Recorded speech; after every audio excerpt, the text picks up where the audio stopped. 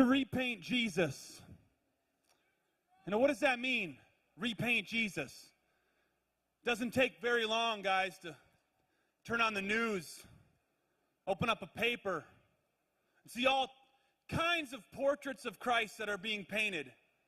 Maybe not an actual portrait, but with someone's life. The portrait of Christ that they paint with what they say and what they do. And sometimes I see portraits of Christ, sometimes painted on a national scale, that makes me even wonder if they're reading the same Bible. Last year, at the risk of doing a painting again, some of you signed this canvas to repaint Jesus as somebody in your life. But most of you have never heard the story of why and how God told me to repaint him. Many of you know I travel using my art as the vehicle to show Jesus' love, to paint a portrait of Christ that draws people to him, not pushes people from him. It's exactly what you guys need to do, is to live your life in such a way, collectively, through love. The body of Christ, we can do this, to live our life in such a way that it draws people to him and not pushes people from him. Now, I was in a festival just like this. It wasn't my turn to speak, and a guy started talking about Compassion International. And I had grown up, you guys, Saturday morning cartoons with the baby and the big belly and the cup of coffee a day speech. You know, I was eating my sandwich and you feel bad for a while and you're trying to find the remote. I grew up with that. So I just tuned this guy out. I got up out of my lawn chair to get my third funnel cake.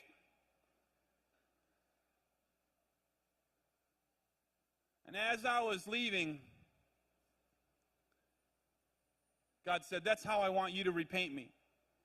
That's where I want you to start, Eric. That's where I want you to share your love. I want you to go over to that table and I want you to sponsor a child through Compassion International. And so I had a list of excuses, everything from the whole, well, money and I'm an artist, and how am I going to do that, and all the rest of it. But I walked over to that table and I picked up this little girl, the cutest little girl I could find. Her name was Crystal. And my wife and I filled it out and we put it on our debit card. Yeah, we got the neat t-shirt. And we've looked in the side of the packet and there's instructions on how to write your first letter.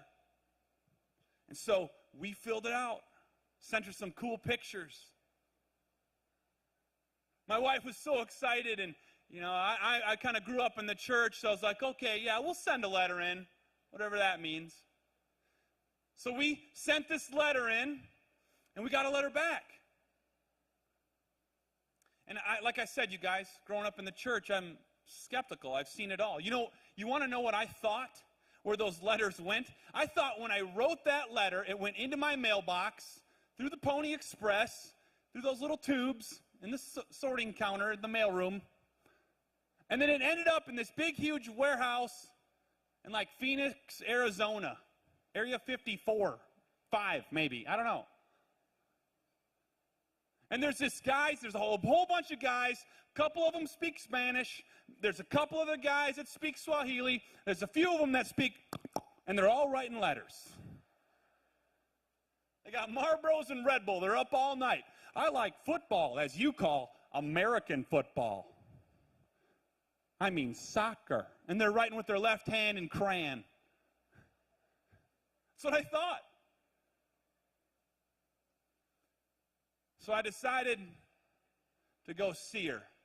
You know, Ron just talked about doing something sacrificially. Some of you guys, you know what? The money that it costs to sponsor a child, that would be sacrificially giving.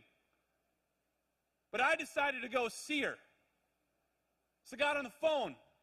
I thought I'd jump through all these hoops. Hey, I'm going to go see my kid. And they're like, oh, yeah, well, we only do that this time. And you can't go on this short term. Well, we only go to these areas. And none of that happened. It was okay.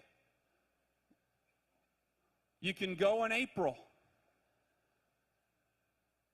So I got on a plane from Minneapolis, Minnesota, flew to Houston, and then flew down to Managua, Nicaragua, and stayed in the Hilton. I roughed it. It was brutal. Had little individual packages of soap. And we got in this bus, and it was the day to go meet Crystal and her family. My little sponsor girl, the one that I had been writing to.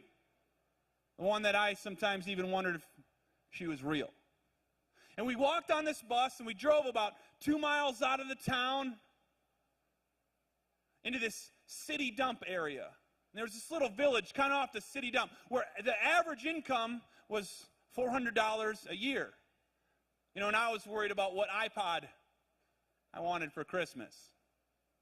You know, this isn't a guilt trip. It's okay to have an iPod. I'm just simply saying it was one of those moments for me where I was like, man, I really got it good. There's some perspective here. And I walked down these streets, you guys, like streets that you see on TV with, you know, the sewage and the houses that look like little shacks and the horses that are so weak you'd think they're going to die at any second. I mean, the kind of poverty you see on TV. I'm walking down these streets, and I get to this door.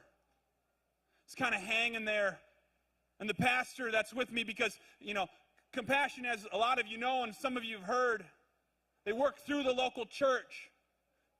You saw Jennifer's story here about how they gave her food and clothing. And so this pastor was in charge of a group of kids that are in a Compassion project in this little village. He said, this is Crystal's house. And we knocked on the door, and the door kind of opened up slow, kind of halfway.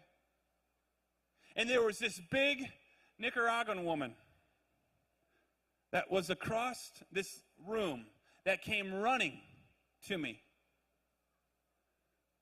and grabbed me around the neck like Hulk Hogan chokeout time. I'm looking to tap.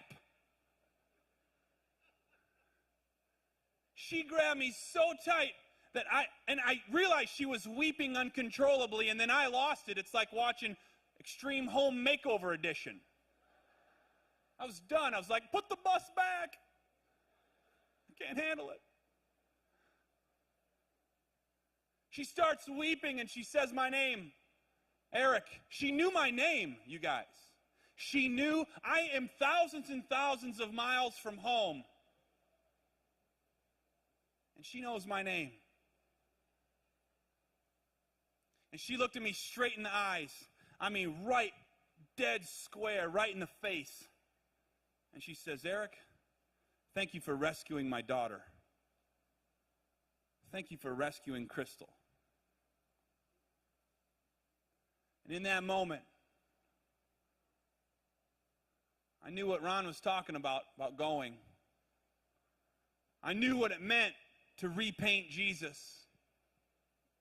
To live a life in such a way that draws people to him, not pushes people from him.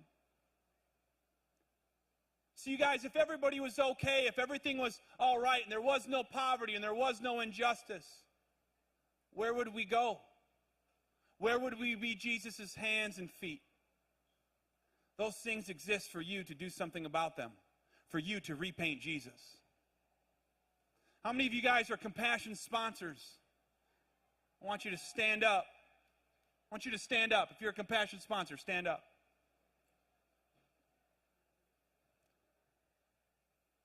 Deserves a round of applause.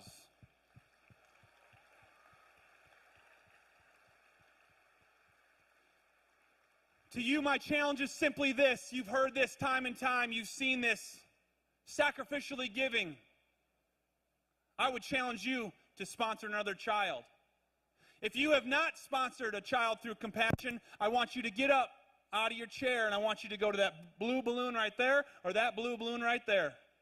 I want you to look into this child's face, and I want you to repaint Jesus with everybody that stood, including myself, and live your life in a way that draws people to him. You'll have plenty of time. You'll get your seat back. There's going to be a break before the rest of the bands come out and rock your face clear off. But I need you to do this. The world is watching us, body of Christ. The world is watching what we do, what we say, and how we live. Repaint Jesus. My name is Eric Samuel Timm. I love you. Thank you.